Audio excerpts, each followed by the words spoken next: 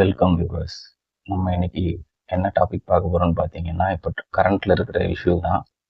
KPI Bala பற்றியும் விஜய் மாநாடு பற்றியும் தான் நம்ம பேச போகிறோம். இதை நான் என்னோட தனிப்பட்ட கருத்தை தான் நான் உங்களுக்கு தெரிவிக்கிறேன். யாரையும் காயப்படுத்துகிற நோக்கத்திலேயோ யாரையும் குறை சொல்லணுங்கிற நோக்கத்திலேயோ கிடையாது. என்னுடைய சொந்த கருத்தை நான் உங்களுக்கு சொல்கிறேன்.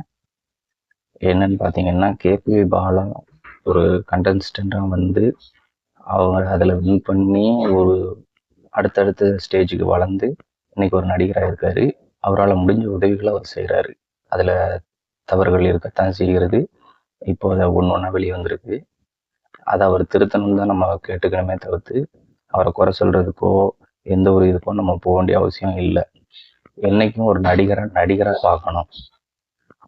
அவரால் முடிஞ்ச உதவி செய்கிறாருன்னா அது அவரோட தனிப்பட்ட விஷயம். நம்மளால் உதவ முடியும் அப்படின்னா கண்டிப்பான முறையில் நம்மளை சுற்றி இருக்கிறவங்களுக்கும் நம்மளுக்கு தெரிஞ்சவங்களுக்கும் யாருக்கோ ஒருத்தவங்களுக்கு நம்மளால் என்ன உதவி செய்ய முடியுமோ அதை கண்டிப்பான முறையில் செய்யும். இது இன்னொருத்தர் தான் வந்து செய்யணுங்கிற அவசியமே கிடையாது. நம்மளால் முடிஞ்ச உதவியை நம்ம செய்கிறதுல யாரும் எந்த தப்பும் சொல்ல போகிறதும் கிடையாது. அதே மாதிரி இந்த மாநாட்டை பற்றி சொல்லணும் அப்படின்னா, கூட்டம் நெரிசல் அதிகமாக உள்ள இடங்களுக்கு போகிறது என்ன மாதிரியான பிரச்சனைகளை உண்டு பண்ணுங்கிறத இப்போ நம்ம பார்த்துருப்போம். இத்தனை பேர் இறந்துருக்குறாங்க மூச்சு திணறல்ல.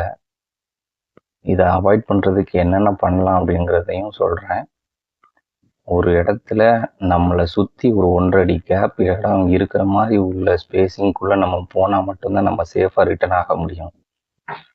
ஏன்னா நமக்கு மூச்சு விடுறதுக்கு வேணும், நம்ம அடுத்த ஸ்டெப்பு எடுத்து வச்சு நடக்கிறதுக்கான பாதையும் வேணும்.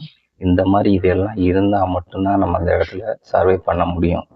அதுவும் இத்தனை மக்கள் கூடுற கூட்டத்தில் வந்து பார்த்திங்கன்னா கண்டிப்பான முறையில் நம்மளுக்கு அவ்வளோ இடம் பத்தாது. ஸோ அவ்வளோ கூட்ட நெரிசலான இடத்துக்கு போகிறத கொஞ்சம் தவிர்த்துக்கலுங்க. குழந்தைகள், பெண்கள், முதியவர்கள், பசங்க போகிறது தப்பு தான். அந்த கூட்ட நெரிசலில் யார் மாட்டினாலுமே மூச்சு விட முடியாமல் போச்சா ஒன்றுமே பண்ண முடியாது. ஸோ முடிஞ்ச அளவுக்கு வீட்டில் இருந்து பார்க்க பாருங்கள். டிவியில் லைவ் வரும், லைவில் பாருங்கள். அங்கே பக்கத்தில் இருக்கிறவங்க முடிஞ்ச லெவலுக்கு பாருங்கள். அதில் நீங்கள் கட்டாயமாக போய் அந்த கூட்டத்தில் நிற்கணும் அப்படின்னா ஒன்றுமே பண்ண முடியாது. சப்போஸ் அந்த கூட்டத்தில் நீங்கள் நடந்து போயிட்டுருக்கீங்க, ஒரு கால் இடறிடுச்சு, கீழே விழுந்துட்டீங்க அப்படின்னா நீங்கள் கீழே இருக்கிறீங்கிறது பின்னாடி வர யாருக்குமே தெரியாது. அதுவும் நம்மளுக்கு தான் ஆபத்தை விளைவிக்குமே தவிர்த்து வேற எந்த ஒரு இதுவும் நான் சொல்கிறது இல்லை. முடிஞ்ச அளவுக்கு நம்ம சேஃப்டியை தெளிவாக பாருங்கள். தேவையில்லாத க்ரௌடுக்கு ஓரளவுக்கு கூட்டம் அதிகமாக இருக்குது அப்படின்னு உங்களுக்கு தெரியும் பட்சத்தில் அந்த இடத்துக்கு போகிறது தவிர்த்துக்கோங்க. இல்லைன்னா அது கண்டிப்பாக இந்த மாதிரி பேராபத்துகளை விளைவிக்கும். So friends, be safe. என்னோடய கருத்துக்கள் உங்களுக்கு பிடிச்சிருந்ததுன்னா லைக் பண்ணுங்கள். இந்த மாதிரி சின்ன யூடியூபருக்கு சப்போர்ட் பண்ணுங்கள் ஃப்ரெண்ட்ஸ். லைக் பண்ணுங்கள், சப்ஸ்கிரைப் பண்ணுங்கள். உங்களோட ஃப்ரெண்ட்ஸுக்கும் இதை ஷேர் பண்ணுங்கள். Thank you friends. Keep supporting.